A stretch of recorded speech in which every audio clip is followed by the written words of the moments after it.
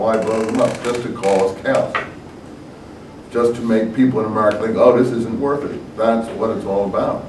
And when people have that mindset that human life is of no value whatsoever, you're in a serious problem.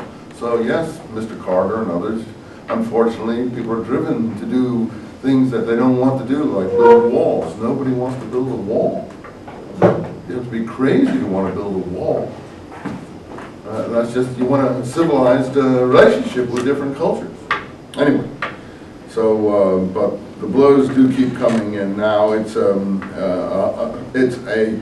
Holocaust conference in Iran. That the Holocaust, anti-Holocaust conference, inviting all the Nazi sympathizers and everyone else to prove that the Holocaust didn't happen. Look, I don't revel in the Holocaust. It's horrendous that any such thing should happen. But to have a conference and then to negotiate with such people and call for negotiations with such people, this is insanity. We live in a very insane world, unfortunately. And these people are going to develop nuclear weapons now. And we're going to hope that they don't to use them in an improper way. We're dreaming. You know, this is like cloud cuckoo land. So I mean, the blows keep on coming, and I hate to be a pessimist, but you know, it's he's saying it here, and we still have it. Okay, so then we have this.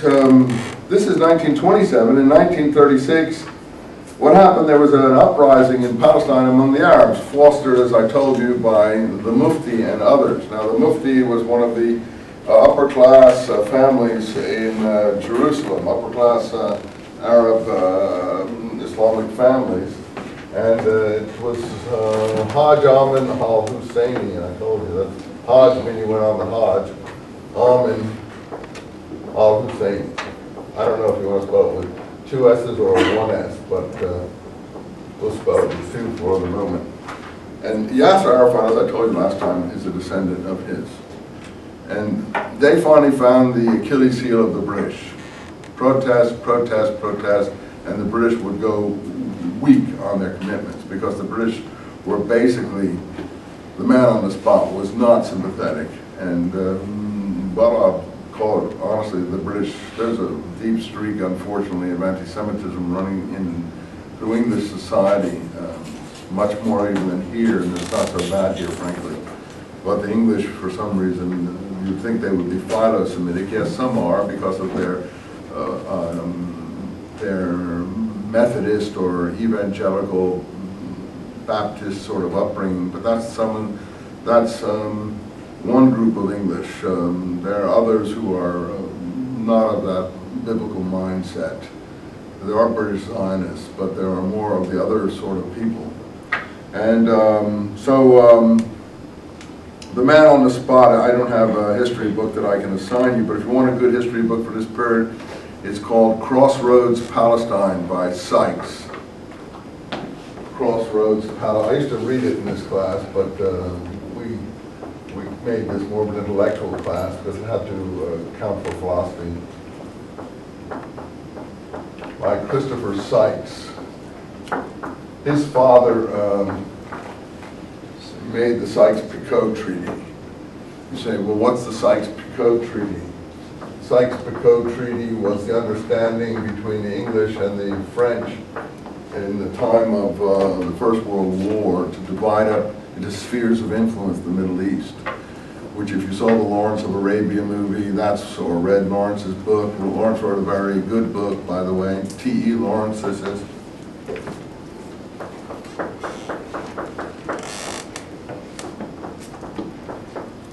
Seven Pillars of Wisdom. It's a work of literature as well as history.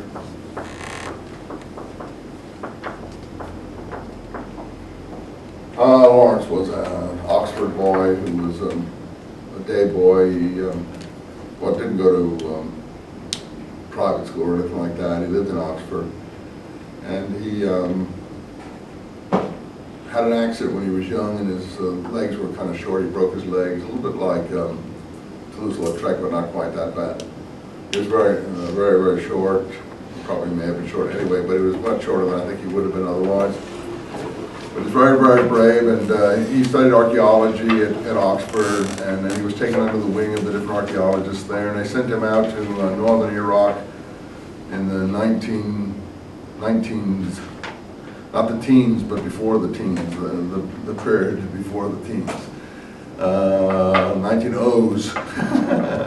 And he was at the Carchemish dig, and he basically was keeping an eye on the German railroad that the Germans were building a railroad for the Turks through southern Turkey and northern Iraq, and he was watching it, and then he went and did the exploration of Sinai for the British authorities before they even conquered it and so on. And then in World War I, he was in the intelligence office in Cairo, and they sent him down to foster a revolt in Mecca.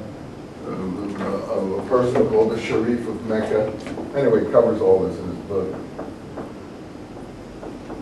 And that was the father of a person called King Abdullah and King Faisal. They were two brothers. The father was called Hussein also, but that doesn't matter. And Lawrence picked Faisal as his man, and he promoted him, and they did an irregular campaign blowing up trains and stuff like that on the other side of the Jordan, and that was the other side of the British punch into Palestine. And they started this in 1916, and then the thing was the race to Damascus, and that's what the movie's all about, the race to Damascus. Lawrence gets to Damascus first, and he thinks he's going to offer the Arabs independence. But the British have already signed this Sykes-Picot Treaty with the French. So the French, Lawrence didn't know it. He made promises to the Arabs to get them to participate. Part of the broken promises that the Arabs talk about. In any case, the French came in and kicked Faisal out of the kingship in Syria. That Lawrence was going to put him in king in Syria. Well, of course, what's a Sharif of Mecca's kids got anything to do with Syria? Ultimately, when Lawrence was working for Churchill in the Foreign Office in the 1920s, they did compensate the family by letting the younger brother, Abdullah, who was less impressive person, become king of Transjordan. Transjordan didn't exist. They cut it out of the mandate for Palestine, as I told you. It's around 1925 or so. They weren't supposed to do this according to the League of Nations. The League of Nations awarded them a mandate for Palestine. And they were supposed to, mandate meant they were to foster a situation. There were Class A mandates, Class B mandates. And I write about this in my Islamic Law in Palestine and Israel book. If you want to know all about the mandate situation, it's all in that book that I wrote back in the 70s. So, in any event, I just got a compliment on this book. One of our students went up to UC Santa Barbara.